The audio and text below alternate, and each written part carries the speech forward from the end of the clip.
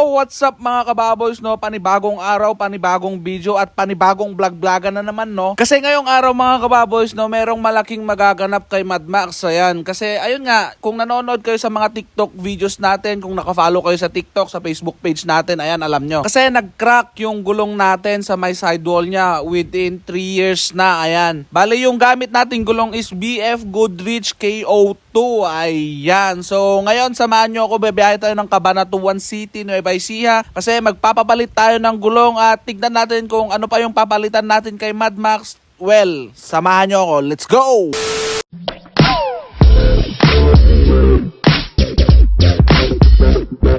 So ayun mga kababoys, no, bali nandito tayo ngayon sa Nyanga Banda rito bro? Nyanga Bandan? Bagabag, ayan. So bali, ito yung gulong natin. Crack. Tapos ito. Ay baba. At ayun nga mga kababoys, no, bali nag-stop over tayo sa Gedli para diligan natin yung intercooler tsaka transmission cooler ni Mad Max. Ayan, dahil sa sobrang init ng panahon. Ayan, bali mahaba-haba pa yung biyahe natin. Ayan, buti pa si Mad Max na didiligan. Ayan, sana all. Ayan, let's go! So ayan mga kababoys, no, to make the video short, bali nandito na tayo sa San Jose City, Nueva Ecija. Ayan, bali sinusundan lang natin yung Waze papuntang Cabanatuan City, Nueva Ecija, Ads Garage. Ayan. Bali, nung sinusundan natin yung Waze, tignan natin kung saan tayo dumaan. Panay bukid na. Ayan, imbis na dadaan tayo ng Muñoz. Kaso, sinundan natin yung Waze, doon na sa Kabukiran. Ayan, tignan natin. Oh. Wala akong katalutalunan, no. Talaga imuna-una dito eh. So ayun mga kababoys, no, bali nandito na tayo sa Statue of Nueva Ecija. Ayan, bali tumigil tayo kasi nag-picture tayo. Ayan, bali malapit na tayo sa Cabanatuan City. Ayan, samahan nyo kami, let's go! Ano rita? Dulansangan. Dulansangan, Banwar. Sa rotonda. Dumiretso lang. Palagi ko dito yung nagnadilas. Nagawit ko na ano sa Pagkaraan ng 400 metro. Kumaliwa. So ayan mga kababoys, no, this is it, paltik. Ayan na yung Cabanatuan City arc nila. Ayan, tapos neto magpapakanan tayo, malapit na tayo sa Ads Garage. Ayan, dahil sa sobrang excitement natin, hindi natin alam kung ano yung kinalabasan ni Mad Max after. Ayan, kita-kits na lang doon.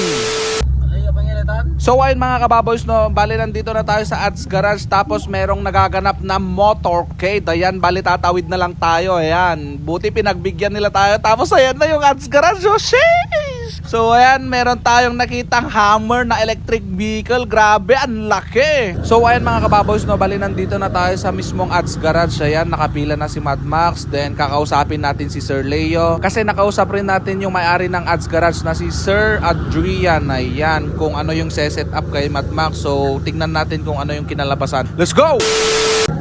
So ayun mga kababoys, no, bali nandito tayo sa sa Ads Garage. Ayan.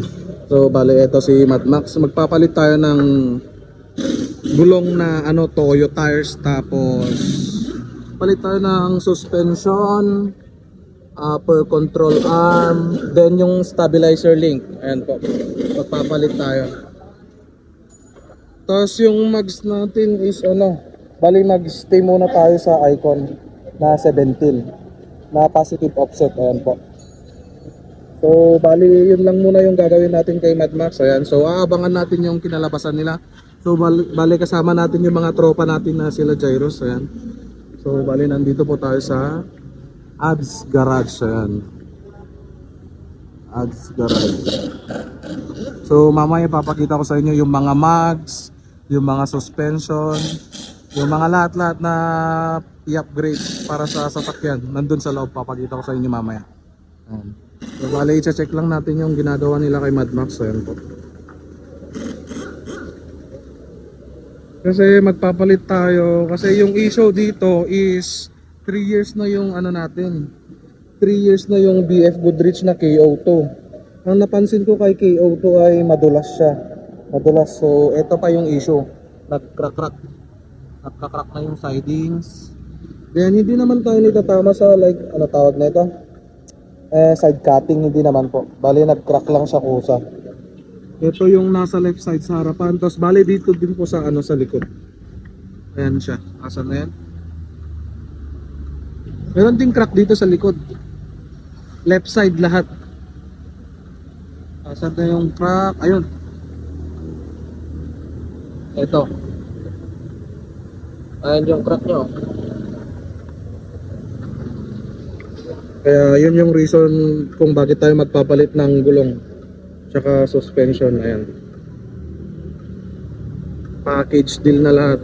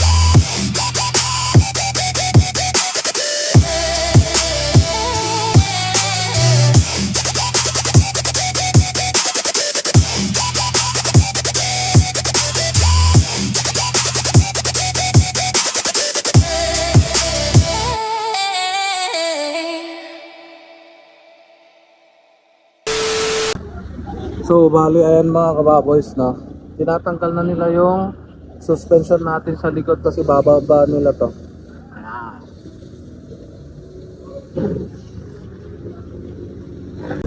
So so ayun mga kababoys, no, bali namimili tayo.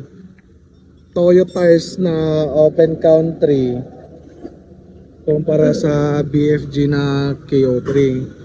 So ang suggestion po ni sir, bale, yung KO3, mas makapit siya kumpara sa KO2, tsaka Toyo tires. So, ito namang Toyo tires ay ano pang, ayun, medyo matindig siya, tsaka, ayun, yung looks niya maganda. Tapos yung BFG naman, matagal siya maupod, tsaka pwede siyang pangkargahan. Kasi ito, yung sidings niya, ayan yung side niya. So, bale, mas makapit daw tong KO3 kumpara sa KO2. So, abangan natin, tignan natin kung ano yung mapipili natin. So, ayan.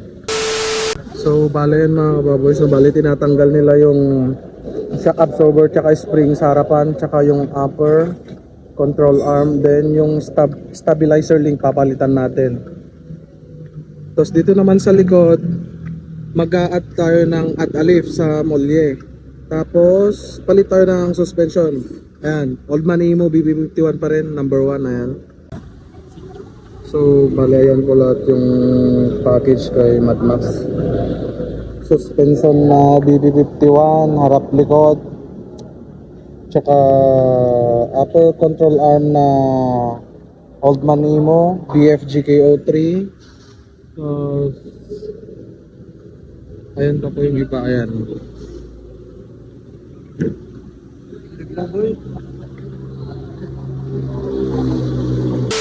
So bale yan mga kababoys, naman bale nandito tayo sa ano, waiting area ng Ads Garage. Ayan. So bale kakain tayo, ayan, McJoe with extra rice then drinks. Kasama natin tong mga tropa natin, ayan, yung mga Abdul Jakul Salsalani. Agbugo kunakon ka, taga Kalinga kayo niya. So ayun mga kababoys, no, bale tapos na tayo kumain. Babalik ulit tayo dito sa ano, labas. Check natin si Mad Max. Ayan. So bale may pinipicturan silang Nissan Navara. Tapos ito na yung sa atin. Ayan. Ayan yung BP51.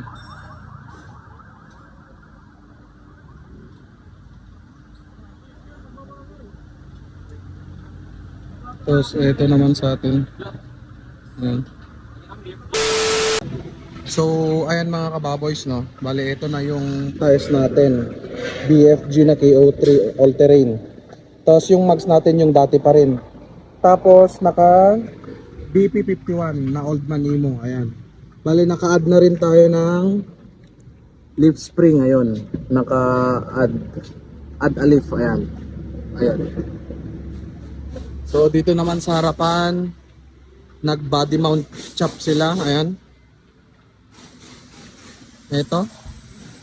Ano, tabas. Hit siya. And then dito rin sa harapan. Tapos ito yung BP51 na Old Manimo. Pati yung UCA natin Old Manimo. Ayan. Tapos naka-stabilizer tayo na Pro Fender. Ayan po yung fitment niya. Actually hindi pa final yan. Ite-testing pa mamaya.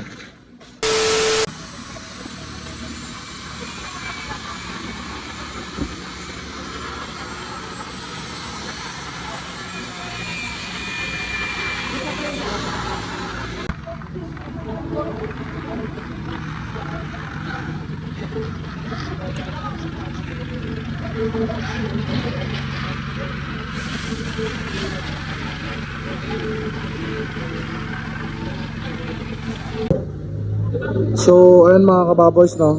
Bale naikabit na natin yung naikabit na yung BFG na all terrain KO3 285/70/17. Tapos yung mags natin yung dati pa rin, harap likod yan. Tapos yung suspension natin is Old Manimo na BP51. Ayan. Tapos nag-adds on tayo sa add a leaf, then yung fog light po na tricolor. Tapos bale yung ginagawa nila ngayon is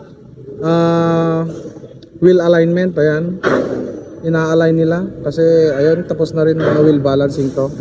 Bali alignment na lang. Ayan.